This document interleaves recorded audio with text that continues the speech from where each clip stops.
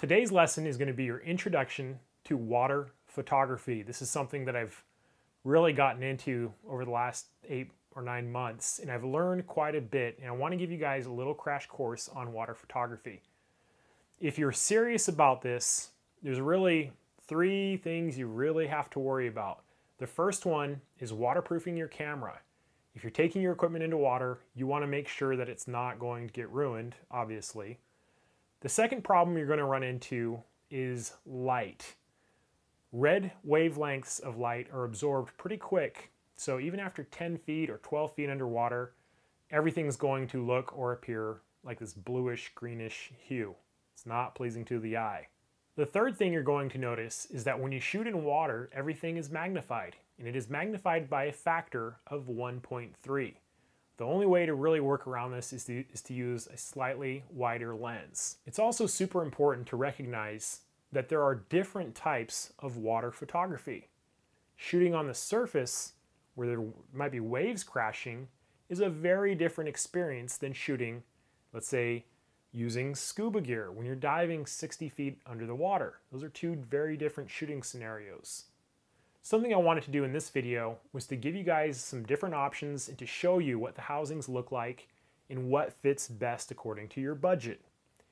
If I was giving advice to my best friend who's just getting started, in all cases I would say start off with a GoPro Hero 2. And the reason is it's fairly inexpensive, it comes with a waterproof housing, and you'll know pretty quick or not whether it suffices for your needs. If you are a surfer or you enjoy taking pictures of waves crashing or maybe even a swimming pool, the GoPro Hero 2 is going to cover most of the bases. If you feel like you're growing out of that camera, then you'll know it's time to upgrade. Now the GoPro Hero 2 does come with a waterproof housing. You can submerge this well below 100 feet. The problem is when you do that, the curved dome causes some distortion and it loses its focusing ability.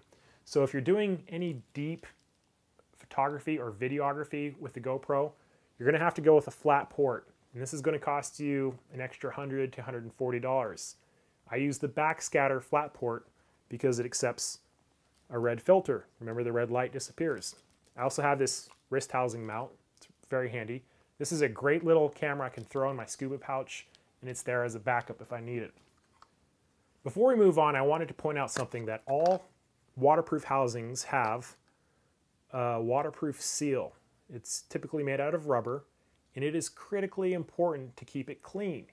I have seen housings that have failed because the seal got dirty, or maybe there was a single human hair across the seal or whatever, and this becomes more important as you dive deeper. It's critically important that it's clean, and it's cleaned after every dive. After the GoPro, the next camera, the next step up, what I would recommend is getting something like Canon's G12 and put it in Canon's housing.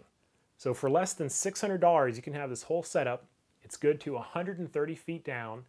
It doesn't have a great built-in flash, but you can attach an underwater strobe that fires off a slave to the camera's flash, and that's going to be very effective, especially between 3 to 6 feet. The G12 also shoots in the RAW format. It lets you do video.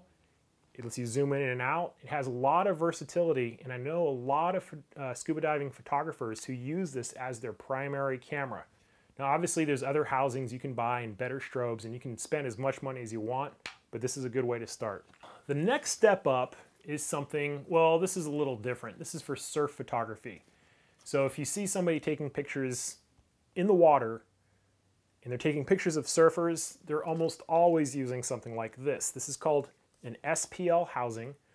It is made out of aluminum. It's welded together, and it is an awesome, very durable housing. It's not made for scuba diving. It's really made for about 15, 20 feet.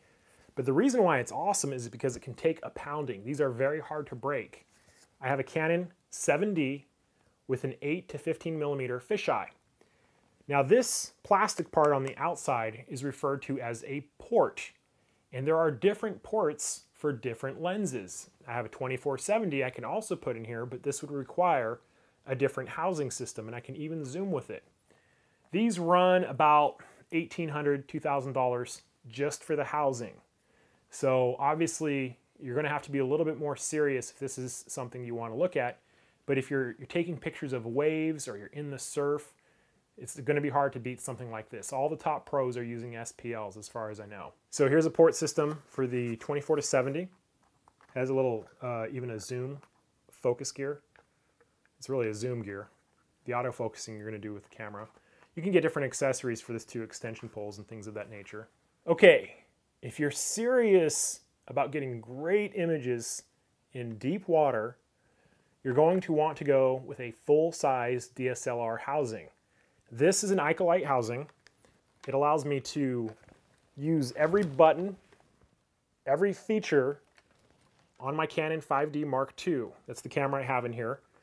It also has a port system, so you can attach different lenses to your camera. It's a little limited. You can't use all of your lenses, but this is a fisheye dome, and it has very little distortion. In water, the focusing is going to be better with the dome. There's also flat ports you can use. You'll also notice, if I turn this around, it's kind of heavy. On the back here, I have a flash sync cord that is attached to the camera. And these two guys up here are strobe lights. Now, if I'm wanting to shoot high quality video and get, those good colors, I can turn these video lights on and record video. And when I'm ready to take a picture, I can just fire away and it'll fire the main flash strobe. I can shoot at any depth. As long as I'm within 6 to 10 feet, I'm usually in pretty good shape. Something that I'm not crazy about with the Icolite is I can't use all the lenses that I have.